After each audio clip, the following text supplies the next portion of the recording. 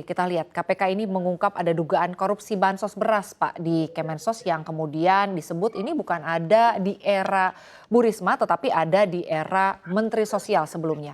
Menurut Anda mengapa sebetulnya hal ini baru diungkap sekarang Pak Giri? Ya biasanya kalau dari nature dari suatu kasus itu butuh waktu Mbak ya. Apalagi ini kasus yang sudah berlangsung lama. Tidak seperti OTT, transaksi terjadi, alat buktinya mudah kan, penyadapan, bukti petunjuk, kemudian uang tunai, apalagi ada saksi. Kasus-kasus di masa lalu biasanya membutuhkan waktu. Dan biasanya kalau KPK menggunakan pasal 2 dan 3 kerugian negara, biasanya KPK nggak pede kalau nggak ada audit dulu. Maka diaudit dulu apakah ada kerugiannya di atas 1 miliar. Apabila kerugian negara itu di atas 1 miliar, KPK berhak menangani. Nah, mungkin memang kalau dilihat dari waktu pelaksanaan korupsi ya atau temposnya itu mungkin lama ya. Tetapi kasus ini diadukan kepada KPK juga perlu ditelisik kapan dilakukan. Terus kemudian pertanyaan apakah memang KPK prudent atau lambat itu mungkin mesti cek lebih dalam lagi Mbak. Jadi yang paling tahu di dalam saya pikir ya orang-orang yang terkait dengan tindakan dan Satgas yang menangani kasus ini. Dan ini sebenarnya disayangkan karena memang sudah sering ya. Dan Bu Risma tadi sudah menyampaikan bahwa ini untuk orang miskin dikorupsi. Orang miskin itu simple, sederhana saja pemikirannya. Saya dapat beras, saya dapat uang, dia nggak peduli kualitas beras, dia nggak peduli uang, dia pandang bahwa wah pemerintah memperhatikan kita. Padahal sebenarnya dia berhak mendapatkan beras yang lebih baik, kemudian mendapatkan jumlah uang mungkin juga yang lebih. Karena di kasus sebelumnya, di mana menteri sebelumnya Pak Juliari Batubara itu sebenarnya kan fenomena yang hampir sama sebenarnya. Jadi kalau kita bicara korupsi, Pak, koruptor itu udah nggak ada nuraninya lagi, Mbak. Jadi orang miskin pun dia nggak peduli, yang dia pikirkan jumlah hitungan dia dapat berapa, gitu. Kemudian dia pandang itu dia berjasa mengeluarkan uang itu APBN kepada mereka, sehingga ada semacam manajemen fee gitu, yang dimana itu sebenarnya korupsi. Jadi kalau mau dibenahi sebenarnya juga panjang. Baik, terima kasih Pak Giri atas penjelasannya. Tadi Pak Giri menyampaikan bahwa sebetulnya ini tempusnya memang bukan berada di masanya Bu Risma begitu ya. Pak Boyamin, tanggapan Anda Pak terkait apa yang tadi sudah disampaikan oleh Pak Giri bahwa kalau berbicara mengenai waktu memang ini bukan berada di masanya Bu Risma begitu. Tadi juga kita sudah sama-sama mendengarkan begitu apa yang disampaikan oleh Bu Risma.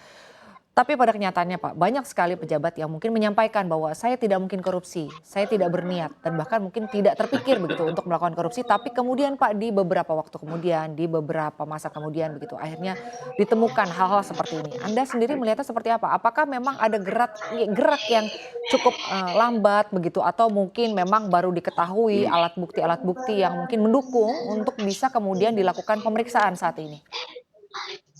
Ya, memang kalau KPK dibandingkan dengan Kejaksaan Agung dalam penanganan perkara korupsi yang membangun kasus, artinya berdasarkan pasal 2, pasal 3 Undang-Undang Pemberantasan Korupsi itu memang ya kalah itu dengan Kejaksaan Agung. Karena memang nampaknya core bisnisnya KPK itu OTT, itu pasal 5, pasal 11, pasal 12 kan itu kan tentang suap kan, dan gratifikasi yang bisa tertangkap tangan.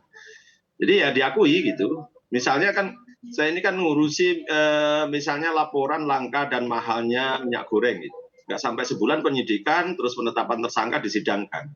Seperti BTS Kominfo itu kan proyek 2022, 2003 sudah disidik. Gitu. Dan itu memang ya kita akui KPK memang seperti akui Pak Giri tadi tidak percaya diri gitu kalau membangun kasus itu kan. Gitu. Jadi ya nggak apa-apa kita maklumi sebenarnya, tapi ini mestinya kan harus belajar KPK untuk lebih percaya diri membangun kasus gitu dan mulai meninggalkan OTT.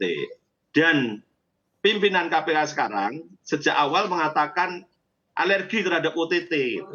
Tapi kenyataannya tetap OTT yang dilakukan belakangan ini karena apa? Supaya dianggap kerja. Karena kerja kalau pasal 2, pasal 3 membangun kasus itu memang ya lamban, lemot dan bahkan tidak berujung gitu. Karena apa? Beberapa kasus Jiwasraya Asabri itu dulu di KPK, tapi nggak bisa ditangani, nggak mampu. Terus setelah ditangani Kejaksaan Agung, ya jalan gitu kan. Dan itu menjadi prestasi Kejaksaan Agung. Ya sudahlah kita maklumi KPK sekarang semakin merosot, semakin menurun gitu kan.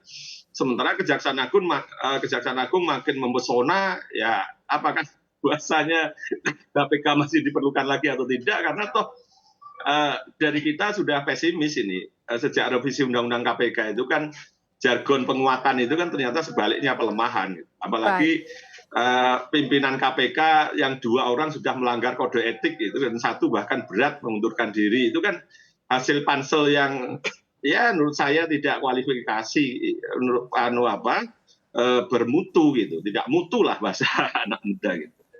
Baik, Pak Boyamin. Menarik jika kita membahas mengenai nampaknya ini KPK kurang cukup percaya diri begitu ya untuk mungkin melakukan pemeriksaan lalu penyelidikan lebih berlanjut ke penyidikan. Apakah sebetulnya kasus-kasus seperti ini kenapa tidak ditangani langsung saja oleh pihak kepolisian lalu dilimpahkan ke Kejagung begitu agar cepat prosesnya. Kalau Anda sendiri melihatnya seperti apa?